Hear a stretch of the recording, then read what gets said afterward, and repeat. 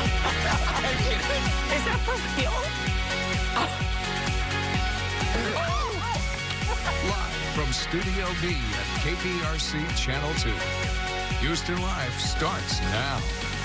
Well, hi there, everybody, and welcome to a brand new week of Houston Life here at our brand new time slot, 3 p.m.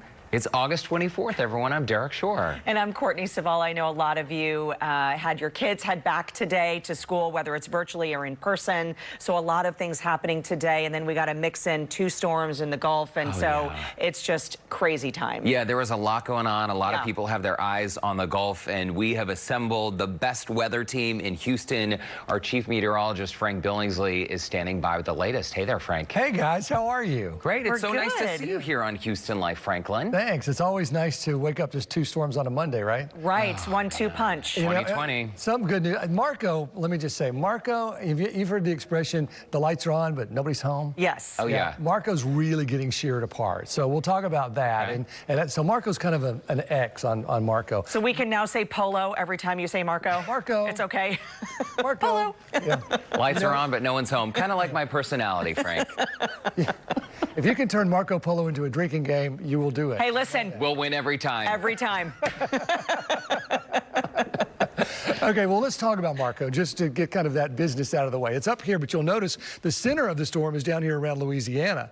But all of the convection is way back here in Florida and Georgia and Alabama. And the reason for that is this high pressure, which is building in, is going to direct Laura. But this low, if you watch here, see there's a low right here. And that low, that's producing this wind shear across it. So Marco's trying to build, and that wind shear is just plopping it down. So really no luck. In fact, the Hurricane Center has sort of said, you know, they've stopped issuing all watches and warnings for the Gulf Coast. They're leaving it to the local offices here that if you're having some potential flood problems or any kind of strong thunderstorms, the local weather offices will take it. But the National Hurricane Center is pretty much giving up the ghost on Marco, and we're going to see nothing from it. Even though, saying that, officially they found like 1 40-mile-an-hour wind. So it's still a tropical storm. And if you follow the path on this, they still take it through Louisiana as a remnant low, which a remnant low means it used to be a storm and then it went back down to a depression, and now it's just an area where the pressure is lower, but we're not looking for anything out of it. When you look at that, you think, oh my gosh, it may be coming to Houston. There's nothing there. So it's very misleading. I hope they drop it completely pretty soon because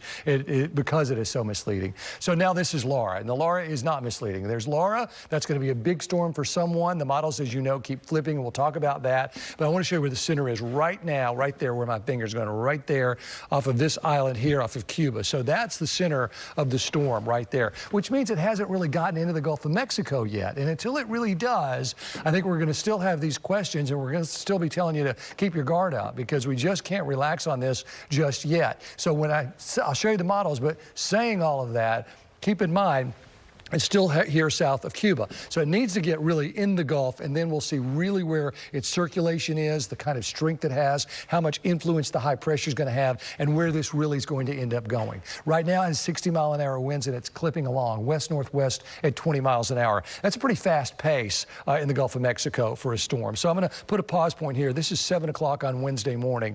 90-mile-an-hour winds is a hurricane, and you'll notice that cone there. Well, watch what happens. Boom. It makes this turn, and if you look at the cone, it does not include Harris County as of right now. Liberty County, Chambers County, off toward Hardin and up toward Polk and San Jacinto counties, but not Harris County. 105-mile-an-hour storm with a Category 2 hurricane moving through Louisiana and then wrapping back around through Memphis and onto the mid-Atlantic states. So that's this high pressure in place directing the storm around it, and that's also this upper-level low helping keep it away from us. Which wins out? And that's still the big question. So if you look at the spaghetti models, and I want to talk about this because they're all heading in our general direction, and then look, they make this turn, and some of the ones you see here, this is a Navy model. It's okay. This is a Canadian model, not the best. The better models are in Louisiana, which is why that track is in Louisiana. I mean, they're going to take the better models. In fact, if you look at just the one model that the Hurricane Center really looks at is the consensus model, the TVCN. The CN stands for consensus. And if you look at that, that's pretty much the track. They've taken all the models and said, okay, you put all the best models together, where's it going? And that line right there tells you where it's going. And so that's why that track is pretty much right on target with that consensus model. And it clearly is in Louisiana. Now, let's say that it doesn't move that way. And this is one thing that we're watching, because this is our RPM model. And it does a pretty good job of showing you where this systems can go. Now, it's starting to trend a little more toward Louisiana, but it certainly wants to bring the eye of the system into our neck of the woods a little closer as we get into Wednesday and Thursday. So we'll keep that model in our back pocket and a close eye on it. The futurecast winds, if it goes the way it's going, are not going to be a big issue for us. You can see that's a Category 3 hurricane there on the Louisiana coast. We may see some tropical storm force winds out of it, but clearly it's not our issue if it doesn't come this way. And now this model is based on the potential, and it's about 10, 20%. We could see some tropical storm force winds, 30% in Houston. It gets a little stronger toward the coast. So we can't rule it out. It just depends on where this is. As far as hurricane force winds, that doesn't look very likely for us. 0 to 10%, maybe 10 to 20% at best. But I want to point this out about wind. The damage increases exponentially, which means that like an earthquake, as the wind gets stronger, the damage gets worse. And Derek can relate to earthquakes because he's been in LA. The stronger that earthquake, it's not just a little stronger. If it's a number above it, from a 3 to a 4, or 4 to a 5, or 5 to a 6, huge amounts more damage. It's very similar with wind. So this is just a comparison. A 75-mile-an-hour wind, that's our basis. That's a hurricane. If you compare a 75 to a 100-mile-an-hour wind, that 100-mile-an-hour wind can do 10 times more damage. A 125-mile-an-hour wind can do 60 times more damage. You know, when Dorian went through the Bahamas, it did 1,000 times more damage than a Category 1 75-mile-an-hour hurricane would do. The surge is driven by the wind. So as that continues to push in, this is the kind of surge, if this comes this way, which right now, keep your fingers crossed, that it could produce. And you can see that red area, that's 9 to 15 feet. In Bolivar, parts of Galveston, that's the seawall. That's protected by the Texas City Dike. But down toward Surfside, Brazoria County, that's 9 to 15 feet from just a Category 2 100-mile-an-hour storm. So that wind is capable of producing this kind of a surge on our coast. And I think we're still, even if we don't get the storm, we're going to have to look for some at least coastal tides going up, just because it's going to be so close. So right now, depending on the track, but this is what we're going with now, 1 to 3 inches of rain, maybe isolated 4, so it's not a big rainstorm for us. East of 45, there's a chance for some tropical storm force winds. West of I-45, less so. The large surf and the coastal flooding I talked about, it's too early to really determine waterspouts or tornadoes. I blog about the whole thing about wind. Weather, clickteaser.com/weather, Frank's weather blog. It's right there on our main page for weather. And you got the bales of hay and the wind turbines. Did you guys know that there are more windmills in Texas than any other state? I will tell you, your blog post was so fascinating. And Frank, a couple things from that. I mean, when you talk about the surge and the big storm, I think that everybody thinks of, of course, is Ike. And I remember in your famous words, and chasing storms all along the coast for years and years and years, as these forecasts and storms are coming ashore, anything can happen. But the quote that you always say is, we don't know until we know. That's right. So we are not, don't let your guard down. You can't. You can't. And people with Ike, a lot of people, because Ike was going to come in late Friday night, and early Saturday morning, which it did. And so they thought, well, I'll leave Friday morning and I'll have plenty of time to get off the island, and because it's not coming in until Saturday morning. Well, Friday morning, they were inundated with 3 to 6 feet of water already. So you couldn't go anywhere. So if you didn't leave Thursday night, forget about it. Forget about it. Yeah. So and this is a Wednesday midnight thing, kind of the same thing. Rather than Friday midnight, it's Wednesday midnight. So anybody that's going to get out of the way of it needs to not wait until Wednesday morning. They've got to go Tuesday afternoon or Tuesday evening. Now, if it starts to come this way, we'll make that point even more forceful. But certainly people that are up there around I-10 and south of I-10 in Louisiana and Beaumont. I know the Beaumont area has already ordered some evacuations. Yeah, a little earlier today. Yeah. Absolutely. So, and I wasn't living here during Ike, Frank. Sorry to jump in, but it seems like people who were, everyone has a story about Ike, and we hear these awful stories about people getting stuck on the roads during that time. So as you always say, it's better to prepare, right? You know, the Coast Guard made, I want to say 369 rescues by helicopter because of those people that didn't leave, to get them, up and out of their homes and keep them safe, until finally the Coast Guard could not safely go in and help rescue people anymore. But that's how many rescues they made. So, you're not just putting yourself at risk, you're putting others at risk when you stay and you're ordered to leave. Or I don't think there's a mandatory evacuation in Texas, but a voluntary is what happens. But when you're asked to go, go, it's for a reason, and you really should go, because you just don't know, not only for yourself, but what others are going to be, what danger they're going to be put in because of your decision to stay. So there's that, and then we still lost 87 people in Ike. Yeah. 87 people, and a lot of them were there in the Galveston and the Bolivar area, and they drowned. So it's a really, it's a really sad situation because it's so avoidable. It really is. It's one thing, there's some situations, where tornadoes kill people, and it's just all of a sudden in the middle of the night, and they didn't even see it coming. But this you see coming, and this is the kind of thing where you say, you know what, I've got to leave if I'm told to leave. So that's the advice, is when the officials say you need to get out of there, you really do. It's not just to be overly cautious. And there are a lot of things to think about. And I want to mention pets real quick, because I know you love pets. Because people think, well, can I leave the dog behind? Of course not. You never leave a pet behind. But make sure that you have plenty of water for not just you, but your pet, because water can get to unsafe drinking levels if we lose power. Power will take those plants down so that you don't have safe water to drink. And then you may not have air conditioning. So you don't really have water, and you don't really have cool. So now you have a pet there that doesn't have the cool of the air conditioning, and doesn't have fresh water. So keep in mind, if you have a pet, you're going to need extra water for that pet if this happens.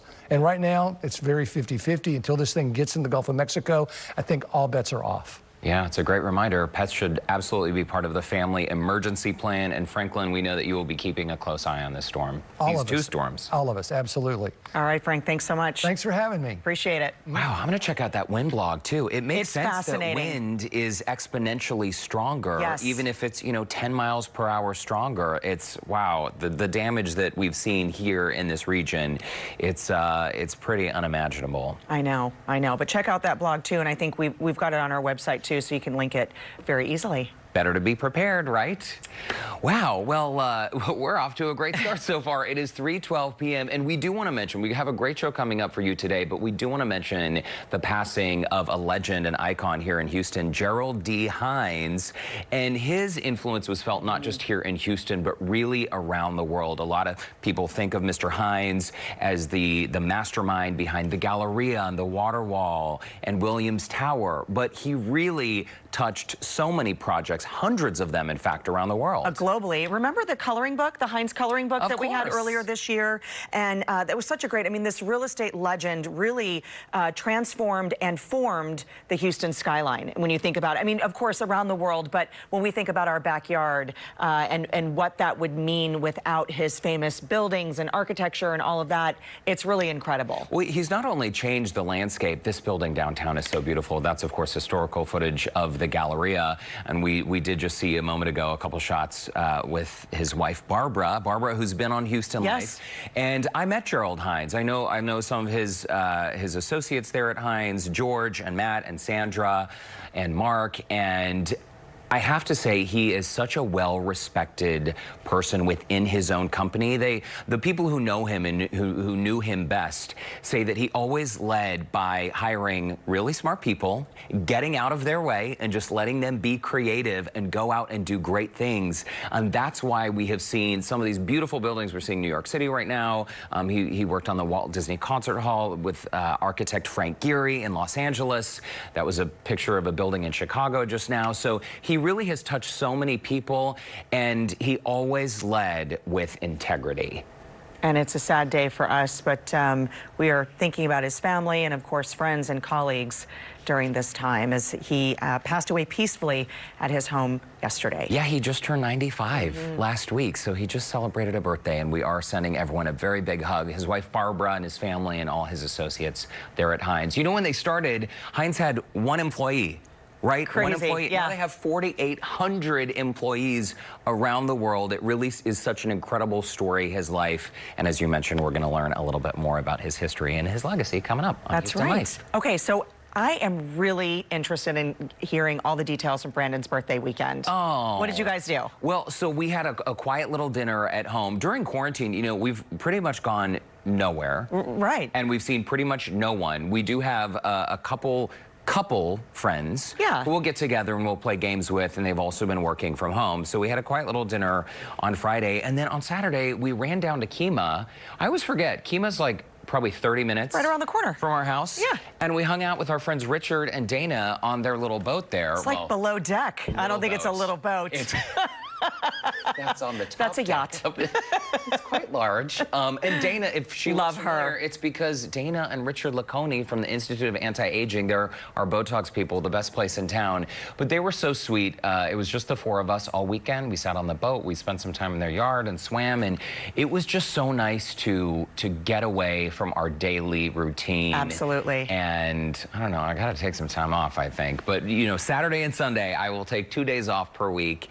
And it was just so nice to chill and decompress. And that's exactly what you did over in Round Top. Yeah, so best friend Lori and I went over, we spent the night in Carmine on Friday, which is actually where Lori's family is from. Her grandfather, we stayed in the house. It's a 100-year-old home that is now, there's the house there in Carmine. Cute little Crestwood. That's where her grandfather was born and raised, and it was so great. And then we just, you know, we had our cocktails and coffee in the morning, and then hit the town of Round Top. That was Friday night. This is our little Grazables, and we had our White Claws, and we just gabbed and chatted. And you did White Claw instead of champagne? We did. Well, I had one little champagne in a can. Okay. And then we had our Grazables and just chatted, and it was super sweet. And then we headed into Round Top on Saturday for their summer pop-ups and, you know, helping out the vendors there, spending a little money. So it was a lot of fun. It was nice. It was quick to just get away and just kind of get some country life for a little bit. So it was awesome. Yeah, and Round Top's just up the road from us here in Houston. We take it for granted, right? People around the country are obsessed with Round Top because they watch it on Fixer Upper with Chip and Joanna Gaines, and it's just an hour drive for us. I know, it's a good stuff. Okay, we have got to get to our Mask Monday mention. You talk about the masks first, because these are so awesome. We got these cool custom Houston Life masks from a company called Nuvo Athletic. Kind of cool to have a little Houston Life logo on your mask. I know, it's so awesome. And they sent them along. Guys, we want to send our thanks. And you know why I love these masks? They actually fit my face. I know, and they're light and breathable. They're so great. Put this one on. So while he's putting that on, I want to talk to you guys about the lanyard. These are from Chilton Avenue. And so when, like, we were in Round Top this weekend, you take off your lanyard when you're going in and out of the car, and your mask just sits around your neck. Like, that's it. You don't have to dig in your purse for them. Look at, she has kids. This is a business right out of Katy. She's a mama running her business out of Katy. She is offering our Houston Life viewers a code Houston15 for 15% off. Oh, cool. Site-wide. So go ahead and get your lanyards for everybody in the family. They're kind of like those things that hold your sunglasses or your glasses, right? And it does make it convenient, because how many times have you gone to the store and you forget you've left your mask in your car, so you can just keep it around your neck and then... I know. So, hey, I did the same thing just a couple days ago. I was walking into Kroger, forgot my mask. Not anymore, though, now that I have the lanyards, but they're so great because there's some for the whole family. She's got these cute kid ones. Again, ChiltonAvenue.com, and head over there for Houston15 for 15% off all of the site-wide. Very so nice. Awesome. And Nuvo Athletic, thanks again for the custom masks. You can check them out, too. They've got some great designs. Very cool stuff. Very fashionable. I love how yours is all matchy-matchy. Well, thank you. Okay, still ahead on today's show, we've got, this is something I'm really excited about, DIY workspaces. Whether you need an at-home office or a space for the kids to work in, we all need that, right? We're going to share how to convert the smallest nooks in your home into functional workspaces. Listen to this, all for under 20 bucks. Very nice. And as we mentioned earlier, we're remembering a Houston legend today, Gerald D. Hines. After the break, a local historian reflects on the impact Mr. Hines has had, not just on the Houston landscape, but truly around the world. That's next. Well, welcome back. Gerald D. Hines was a real estate icon known for his commitment to architectural excellence, superior engineering, and integrity. He passed away yesterday at the age of 95. His impacts on the Houston area and around the world will continue to live on through his company and the landmarks he built. Ann Becker with the Harris County Historical Society joins us now with more on his remarkable life. And it's nice to see you. Thanks for joining us. And Mr. Hines was actually not born in Houston, right? He was born in Gary, Indiana in 1925. And so give us a little history lesson. How did he come to Houston and end up creating such an impact here? First of all, he went to Purdue and he got a degree in mechanical engineering, but his true love was building. So even though he designed air conditioning units, he went ahead and built buildings at the same time.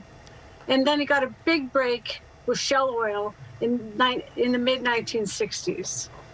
What do you think basically had such an impact of him to have the vision for these buildings in Houston? Well, in my opinion, Gerald Hines designed all the way around, from east, west, north, south. He thought of everything. And then, like Derek had said earlier, he absolutely hired people that were tremendously, just unbelievably talented, like Phillips and Burgee. They were awesome architects. And he is so responsible for making Houston in the 80s, 90s, and 2000s just completely stand out to the entire world. He totally changed the landscape of our skyline. It's amazing the things he did.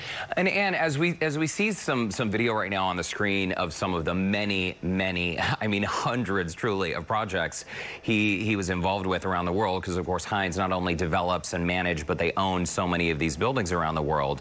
I feel like we need to talk about the community impact, because when you look at something like the Williams Tower, which is formerly of course known as the Transco Tower, and adjacent to it you have this beautiful Great Lawn and the water wall there. These are not just buildings that really change the skyline and the visual landscape of a cityscape, but truly he has created public gathering spaces that really are accessible to everyone in our community.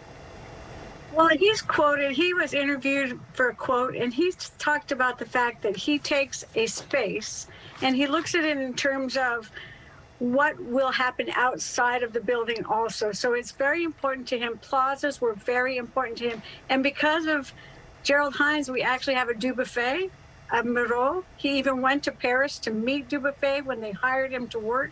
He told them it was he was so old at the time, but just amazing to work with.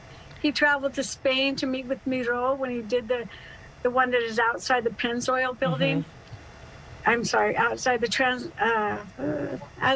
yes, that right there. That's one of his earliest buildings, and that is an incredible Miro. We are so lucky to have that in Houston.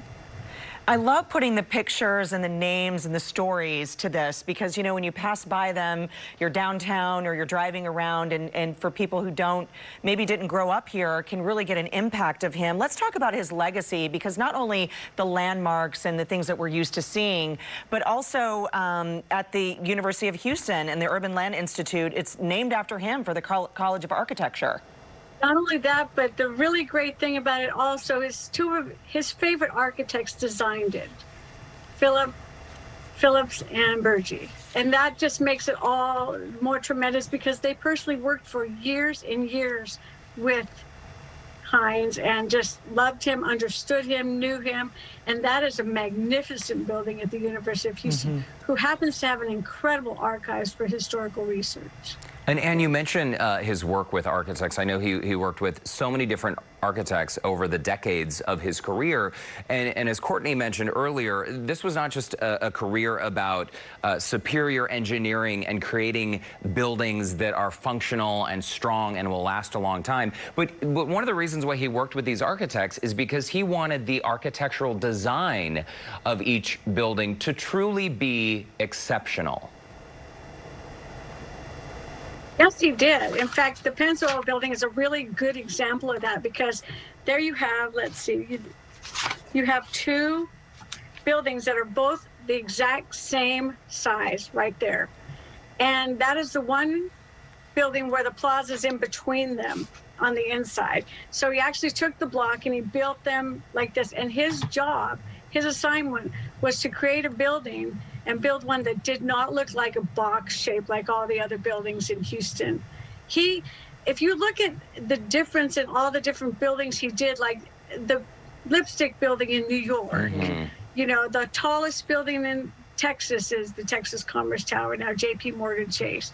I mean, he really did take some amazing spaces in downtown Houston, in the Galleria area, and now in the University of Houston area. And his name will resound with Houston architecture for a very, very long time. Yeah, for generations. Ann Becker with the Harris County Historical Society. We're out of time. We got to leave it there, but thank you so much. Thank you. See ya. Great to see you. We really do appreciate it. And we do have a link to connect with Ann and the Harris County Historical Society on our website. Also on my KPRC Facebook page, I posted a link, a very nice tribute on the Hines website where you can learn more about Beautiful. Mr. Hines. We'll be right back.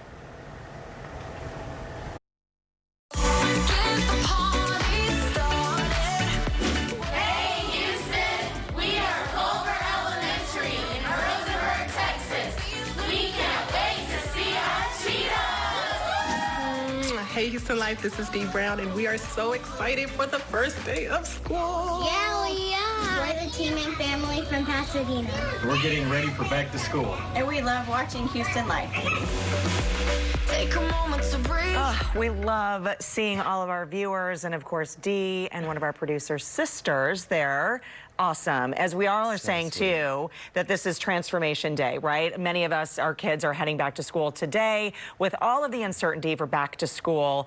This year, having a functional workspace at home is truly essential. Yeah, we're going to try this once again. We saw part of this story earlier. Upcycling expert Sarah Tarazinski is showing us how to create an organized and inexpensive study space. And as a reminder, you don't need a traditional desk. Whether your kids are going back to school in person or they're working from home, we're not really quite sure what could happen at any moment, so it's always a good idea to have something set up at home. So today, I'm gonna rework my daughter Lennon's closet into I've got a little nook in there, and I'm gonna show you guys what I've collected from around my house to use to create a really cool workspace for her. I initially said that I was gonna do this project for under 50 bucks, but right now I'm looking at under 20 bucks. So the things that I've collected around the house include a shelf from the closet, some trellising, a planter, some spray paint, some zip ties, some wrapping paper, a paper towel holder, some clothespins, and some candy dishes. So first thing I want to work on is I want to paint this piece, which is going to be my desk, and then this little piece of trellising, which is going to go up behind the desk to use these zip ties and make a really fun calendar situation. So let's get started. So I'm going to start with some hot pink spray paint. Basically what I'm going to do is take blue painter's tape and I'm going to tape off both ends of the boards about 4 inches in. And I'm going to use this hot pink primer and paint in one spray paint. Those are my favorite kind. And I'm going to paint the middle pink. Then when I'm done, you peel off the tape on the ends. Then you take tape and you cover the pink or whatever color you have in the center that's already dry. And then you can take your other colors and you can fill in the other ends. And then when those dry, you peel everything off and you're good to go. You've got your top for your desk in your little closet nook. So I wanted to put something very cute on the back of Lennon's wall. And I didn't want to buy any peel and stick paper or do paint. It was kind of time consuming and messy. So I just wanted to find something around my own house that I could use to create a cool little effect. And I found this wrapping paper. I had just enough to do the back of the wall. This is always a great thing to do. Have your kids cut out magazine pictures. I mean, you can use a ton of different things that won't cost a lot of money. You can use thumbtacks to pin it up, or a little bit of the double-sided sticky tape, and you can use something like this for a wallpaper. And then it's removable very easily, and you won't feel bad, you know, if your kid wants to change it out. Next little project involves using Sharpies and some clothespins to make a little Monday through Friday display using zip ties. So all you have to do is color in your clothespins with whatever color you like, and then write the days of the week on each one. Then your kids can keep organized with to-do lists for each day. So instead of using twine to hang up my calendar clothespins, I wanted to find something fun to use that I already had around the house, and I happen to have zip ties. This is actually a really, really great thing to use to create something that you can hang things from. You just feed the zip ties through each other, just like this, and it ends up looking like this when it's all done. So we can use our little clothespins, we can attach them to this and hang them on the back wall of the closet with the rainbow paper behind it. How cute is that? So now I have this little trellis that I'm going to hang the zip tie display from. So my daughter again chose this color green, so we're just going to give it a good coat, let it dry, and then it will be ready to put on the back of her desk. Paper towel holders can definitely be used for more than paper towels. Roll up some construction paper, wrap it with a scrunchie, and you've got some great storage. Candy dishes and planters can also be great storage for things like glue, tape, and markers. You can also let your kids upcycle cans with some duct tape, and those make really great storage containers for pencils and markers and crayons. So these are all the little items that I've collected from around the house to make Lennon's space really cool. And I'm actually throwing in this dish rack right here, this drying rack, because this is what we're going to store her folders and her notebooks in. So again, just things I've collected from around the house. I put a little plant in there. Now let's go dress it up and make it look cute. Dish drying rack works great, mounted sideways on the wall with just a couple of nails for notebook and book storage. Then we've got our duct tape containers with our school supplies. We went ahead and cut out some hearts with construction paper and just used some tacks and some tape to tape the wrapping paper to the wall. Then we've got our paper towel holder with our construction paper and our zip ties with our Monday through Friday display. All ready to go for the start of at-home learning, all for under 20 bucks. I'm always so inspired by her. I know, and look how beautiful the finished product is. Very, very nice. If you would like more DIY inspiration, you can keep up with Sarah by finding the Scene on Houston Life section of our website. And we'll be right back with more Houston Life. All right, welcome back on this Mask Monday, Courtney. That is right. We have asked you guys on our Facebook page to show us how you keep your masks at home. Who knew this would be the world that we're all living in now? We can't wash our masks fast enough to keep up with them. Terry wrote in and posted this: clean ones in the bags, dirty ones in the Joy Box. Oh, perfect. Well, that's perfect. I love those Joy Box containers. Oh, gorgeous. Beautiful. And our next one comes from Brenda, and she says by the front door. Oh my gosh. I love it. Look, it's like the horse has a little blanket over it. Yeah, where the saddle goes. Very creative. Nancy writes in, she put a command hook in her car to use for the current mask with extras in a Ziploc bag. Okay, that's some serious organization. That's major. And I love this because Rhonda writes in, are they supposed to be hung up? I just throw mine into a basket. Listen, that's acceptable too, just as long as you know where they are, right? Well, and as long as they're clean too. That is the struggle for us. Again, keeping track of which mask was worn, and I have a pile of them in the console of my car. I need a better system. So I know. I'm going to take the advice of some of our viewers. You have inspired me. And the only time I'm wearing lipstick now is here at work. So culprit, that's what's happened to my inside of my work mask today.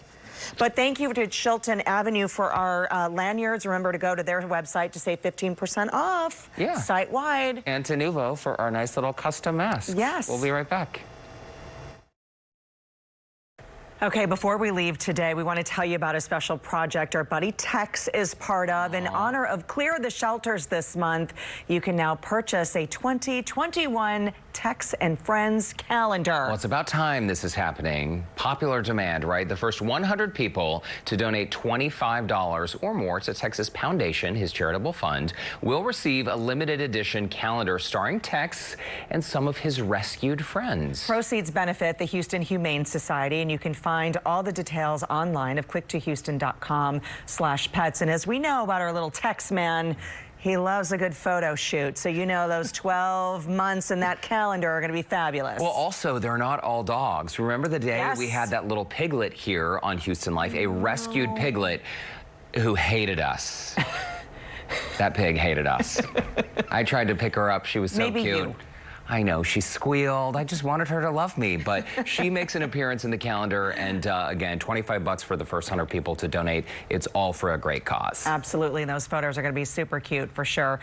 We will see you tomorrow, but now it's time to turn it over to our friends Keith and Christine to tell us what's coming up for Channel 2 News at 4. Hey, guys. Hey there, how are you guys doing? I think the pig is the only one that doesn't like you guys, so that's okay. Oh, yeah, I think it was just Derek. It wasn't me. Okay. So it just takes a little warming up, and we love our sweet Tex, all in and all around. Yeah, we love him. Guys, good to see you.